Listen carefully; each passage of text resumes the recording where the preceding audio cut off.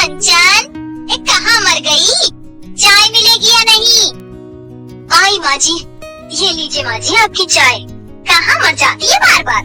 माँ जी साक्षी को स्कूल के लिए रेडी कर रही थी, इसलिए थोड़ा टाइम लगा। क्या करेगी अपनी उस काली बेटी को बढ़ाकर? होना तो उसका कुछ भी नहीं, वो तो बस पैसे बर्बाद हो रहे हैं। माँ जी न शक्ल है न सूरत, फिर भी घमंड देखो, जैसे कहीं की महारानी हो। आपको भी जेठ जी के लिए यही काली बदसूरत लड़की मिली थी क्या? बहू मैं तो शुरू से ही शादी के खिलाफ थी, लेकिन तेरे ससुर जी की जिद के आगे किसकी चलती है? उन्हें ही इसे अपने घर की बहू बनाना था।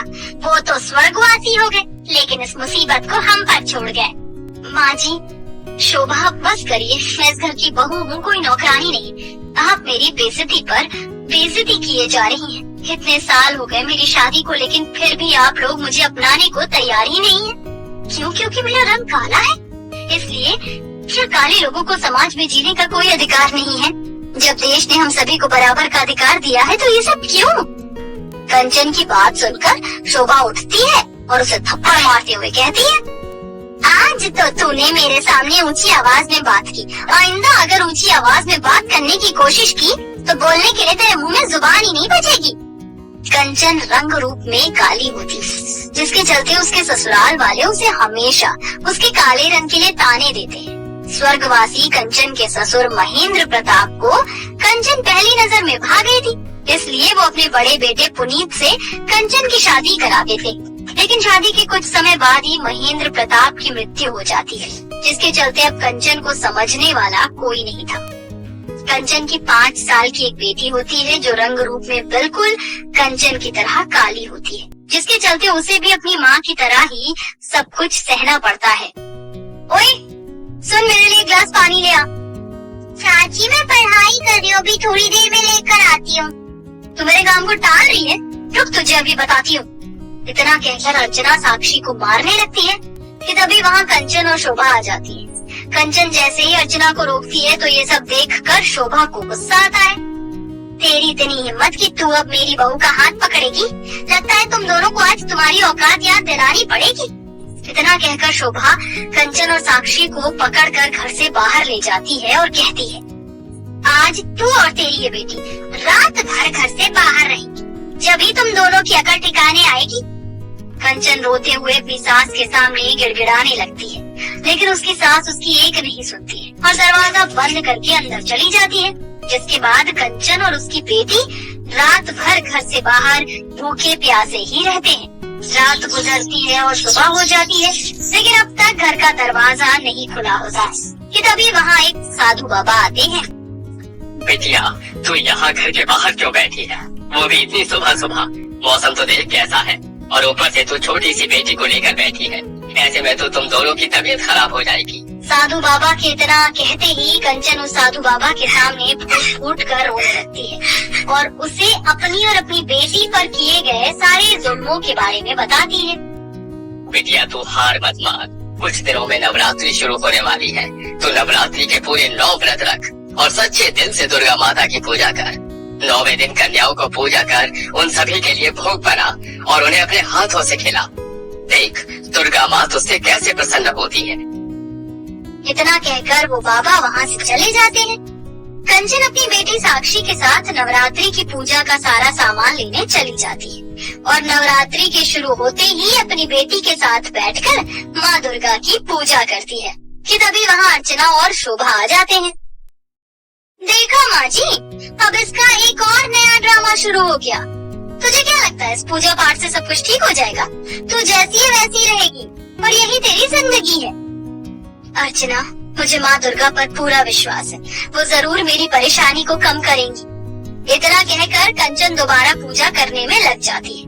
अर्चना और शोभा को ये सब देखकर बहुत गुस्सा आता है और वो अब कंचन की पूजा में अड़चन डालने की कोशिश करती हैं।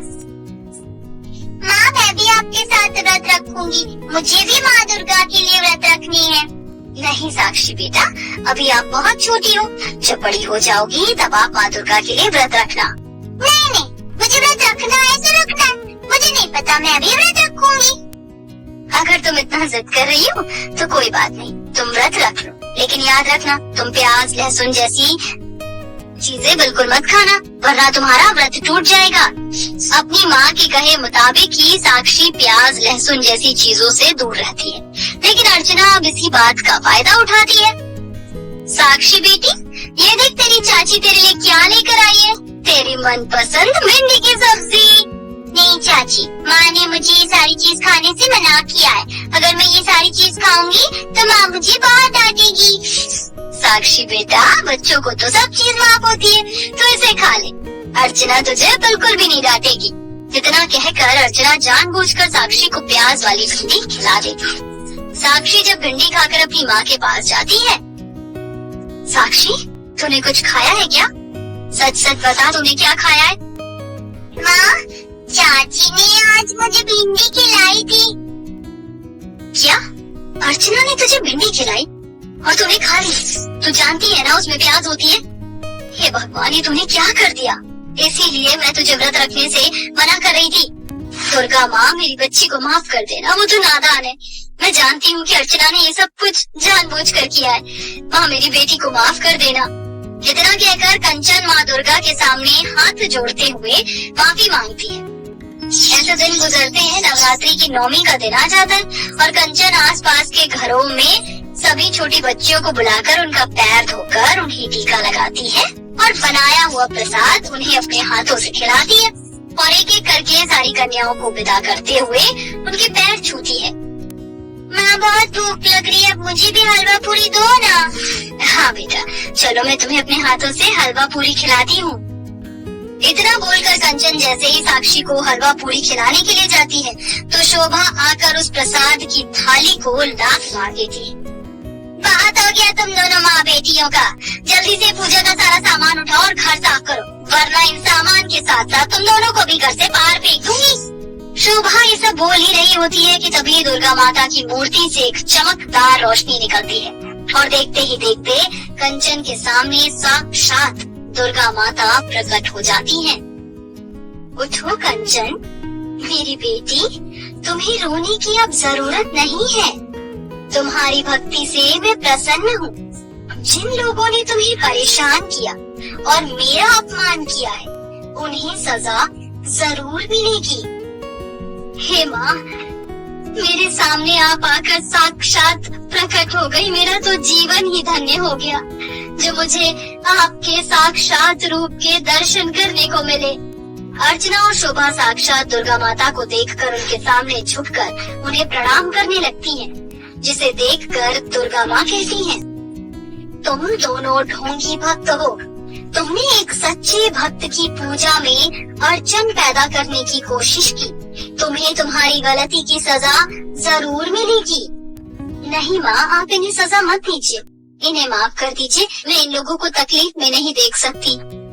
देखा, तुम लोगों ने इसकी और इसकी बेटी के साथ इतना बुरा किया, लेकिन फिर भी इसके दिल में तुम दोनों के लिए कोई भी नफरत नहीं है। कंचन, मैं तुम्हें और तुम्हारी बेटी को ये वरदान देती हूँ कि आज के बाद तुम दोनों को कोई भी परेशानी नहीं होगी और तुम दोनों सुखी से अपना जीवन जियोगी। इतना कहकर दुर्गा माता वहाँ से गायब हो जाती हैं। कंचन की ये सारी बातें सुन शोभा और अर्चना को अपनी गलती का एहसास होता है और वो कंचन से अपनी गलती की माफी मांगती है। हमें माफ कर दो, हमसे बहुत बड़ी गलती हो गई। आज हमें हमारी गलती का एहसास हो गया है। अपनी सास और देवरानी को हाथ जोड़कर माफी मांगते हुए देख कंचन उन्हें उठाती है और उन्हें बिना कुछ कहे माफ कर देते हैं, जिसके बाद अब कंचन और उसकी बेटी सुखी सुखी अपना जीवन जीते हैं। दोस्तों, कहानी अच्छी लगे तो कमेंट में जय माता दी लिखें और वीडियो को लाइक और चैनल को सब्सक्राइब करें। जय माता दी।